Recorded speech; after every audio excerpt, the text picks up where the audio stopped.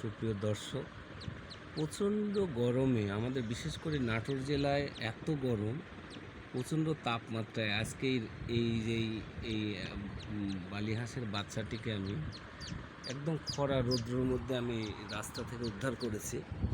ও প্রচণ্ড পানি কষ্টের মধ্যে ছিল, আমি নিয়ে এসে বাড়িতে ওকে যত্ন করেছি।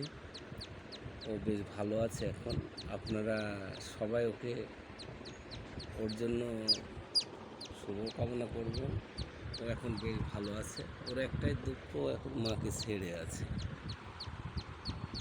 যাই হোক, খাওয়া দাওয়াও করেছে, 2বার খেয়েছে ও। হ্যাঁ, 2বার খাবার খেয়েছে। একটু আগে খাবার খেলো, জল খেলো, এখন বেশ আনন্দে ঘুরছে। হিসু মিশু করে নাকি সেটাই কথা।